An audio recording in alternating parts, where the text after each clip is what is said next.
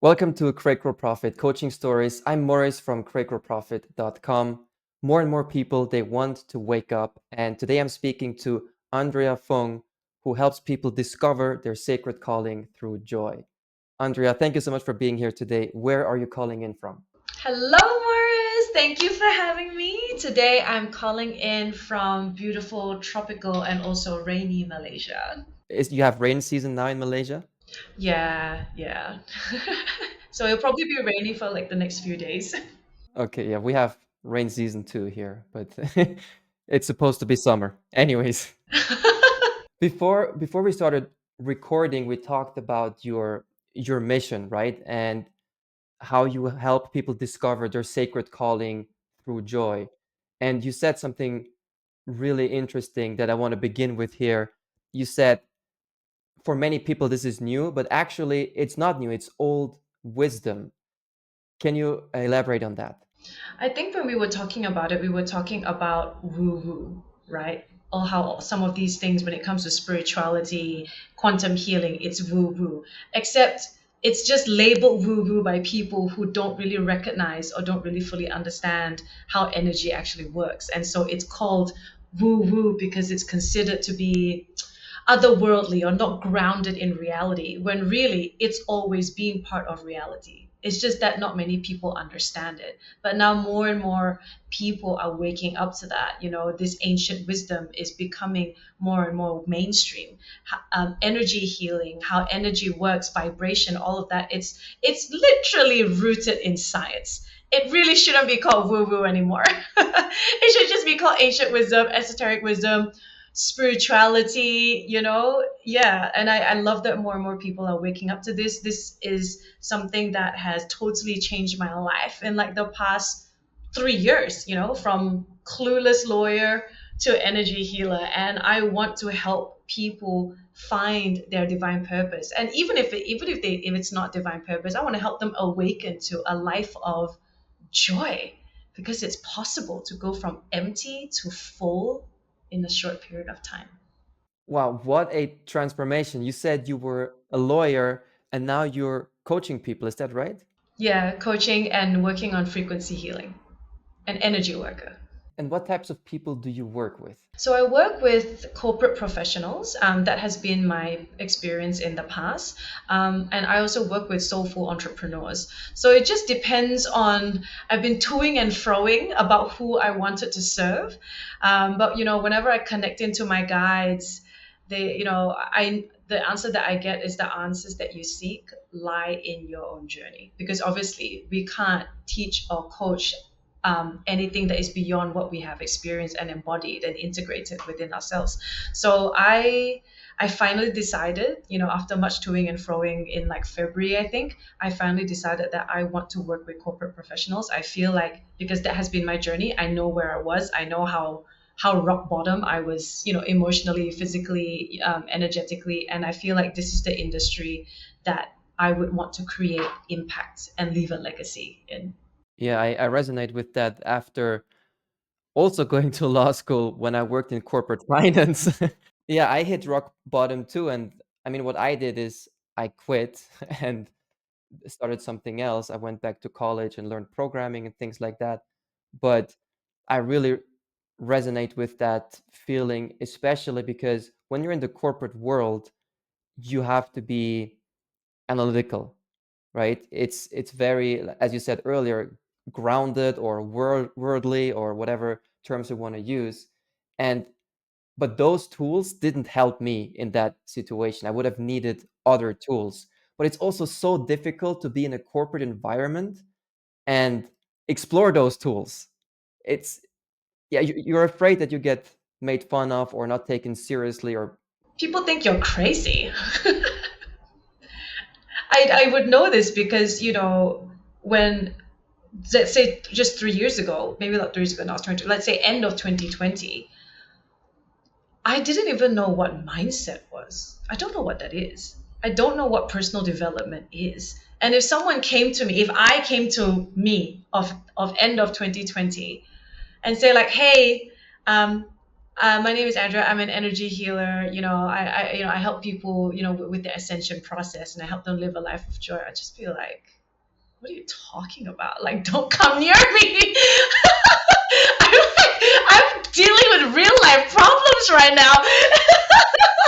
you know, it was that kind of attitude. So yeah, it's hard being in the corporate world, and because precisely because it is that kind of mindset, and so many people, majority of the world, I believe, are of it are in that space emotionally, energetically, and so I feel like that is where, for me personally, I feel like that is where um, I feel called to make more impact.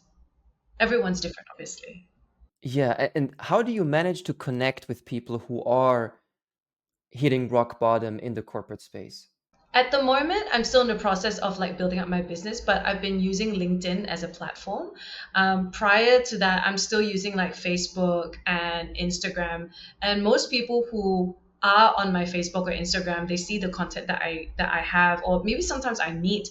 I've been meeting lots of people, and at the moment in person. Somehow or other, they just happen to come into my field, and they always want to talk about. They always tell me, I feel so empty and I'm so bored with work. I feel like there is something more. And then when they hear that I've transitioned out of it and just gone to the complete other spectrum, they're always like, Andy, how do you do it?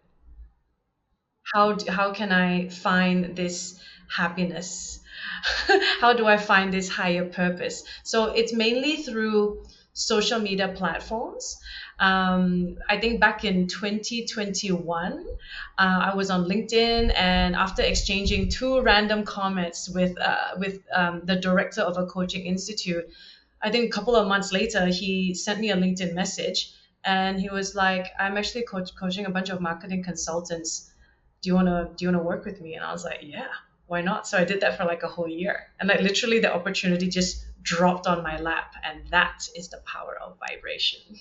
Wow, yeah, but you said something really important, I think, and that is you share your story with others, and it is your story that makes them intrigued, that makes them open up to the possibility of looking for a different solution. I think that is really, really powerful as opposed to you, I don't know, like teaching the theory behind what you do. It's really your story, and they see themselves in your own transformation. And then also on top of that, you're living proof. They see you in a better place today, and you're living proof for your own transformation. Oh, yeah, yeah, yeah. Like, I mean, absolutely. I think everyone, I mean, why do you think we like, watching movies and TV series and all of these things? Because we love a good story. And I think the thing is that not many people realize that we're all in our own story. We're all in our own movie, and we're literally writing it as we go along. You know what I mean? And I want people to realize this so that they can write the most epic masterpiece of a movie that is their life story. And when storytelling is really so powerful when it's done in a true, authentic, heart-centered way. And we're not talking about ChatGPT, okay? We're talking about like sharing from the heart, sharing from live experience, sharing from the wisdom and the life lessons that we have absolutely already embodied. Because more so than anything of what I can possibly say, it's the vibe and the frequency and the energy that the other people are sensing, and that's what makes them intrigued. I could say maybe a shopping list, but if I'm saying it with the right energy, with the right embodiment, conveying a particular frequency, they're going to be like, where are you shopping? Like, what is the brand of milk you're buying? Must be Swiss milk, right? And with this frequency, it's definitely Swiss milk. It's milk made for butter and chocolate. Although I heard you also have really good produce in Australia and New Zealand, from what I've read online. We do. Like, our produce is pretty fresh. We have really, really good beef. We also have really good dairy. But when it comes to dairy, like, nothing quite beats the Swiss. Yeah, I have to agree. Getting back to your point about the shopping list, right? What you're saying, if I understood you well, is it's not about the words that we say to communicate our story, it's the energy that we put out as we share our story. Yes, yes. Because people nowadays, like, we can smell inauthenticity from a mile away. Like, I can look at two people sharing the same story, sharing the same money wins, and I will drift, I will automatically, and even without me knowing, I will drift to the one that I feel is a lot more authentic, that is more heart centered. And I feel like, or it's not, I feel, I know that that is what the world is looking for right now. With everything that's happening, we're looking for heart, we're looking for soul, we were looking for something deep. And that's the energy that we resonate with. Yeah, I agree. I see the same thing, right? Like I help a lot of people create content for their marketing, for social media, email, or websites. And it's true that catching the person in the right state of energy or in the right mood, however you want to put it, makes all the difference, and not necessarily the words that they say. Yeah, yeah. You know, if there is one thing that I can share, it's like my little secret. So when I create a piece of content, so I'll write whatever it is that I want to write. And then I'll just kind of sit down in silence and just infuse it with the energy that I want this piece of content to have. And that alone, just that intention alone, just that little bit of infusion, it already makes all the difference. And then it will land on the eyes and on the ears and on the hearts of the people who need to hear it at that precise moment. Thank you for sharing that, because I mean, I checked out your content right before we did this episode, and you look very, very successful, but you don't post like money screenshots, or I can't say what it is, but it looks like you've got it figured out. And I think that's what you're referring to here, is it's the energy that you manage to bring into pixels on the screen. Yeah, yes, and also thank you so much for the words that you say, because that just further validates and reinforce what I'm saying. It's like when it's heart, when it's soul, people can smell that a mile away. And so when you work with people who want to discover their sacred calling, as we said at the beginning, what is some of the work that you do with them? Well, some of the work that I do, one of the first things I tell them is that what you think you want is not what you actually want. The thing that you want, the thing that you think that you want, what you're really looking for is a feeling. So for example, when we say we want success, so when we want family or when we want something, it's not really that. We're looking for a particular feeling. And we just think that getting this is going to give us this feeling, but it's not. So for example, when I first started, I was so attached to being successful because I felt that success was going to bring me validation and love from my family. But then as the universe would have it, I didn't get that the level of success that I actually wanted. But even without that, what I needed to have was vulnerability, and everything just came together. You know what I mean? And so that's the first thing that I would say, that is that what you think you want is not what you actually want. Not at all. number two, number two, for you to find what you actually want, you're going to have to understand and be okay with following what brings you joy.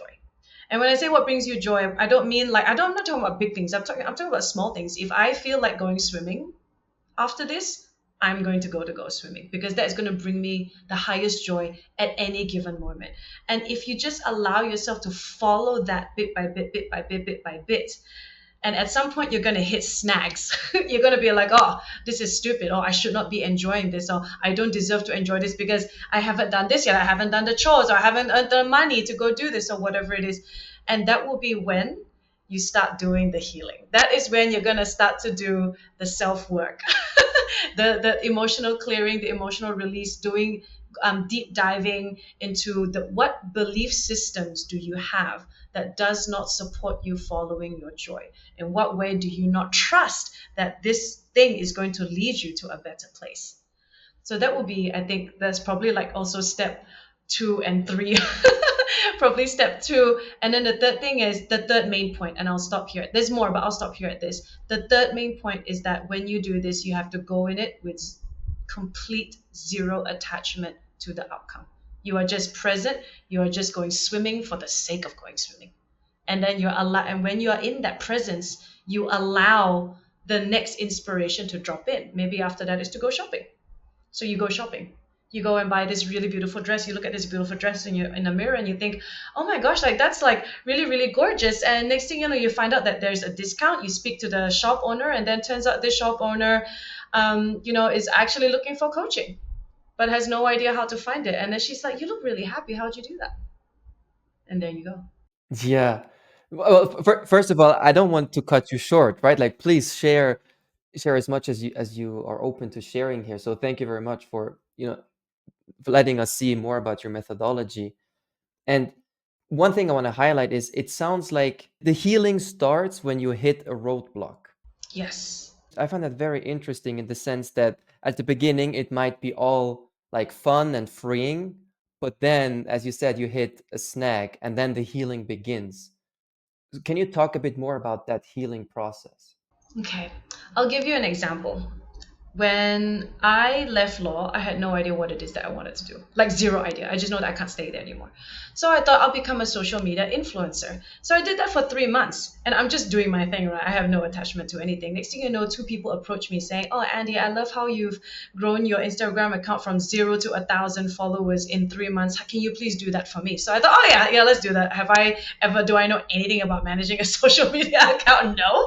But like I learned whatever I could and I did it anyway.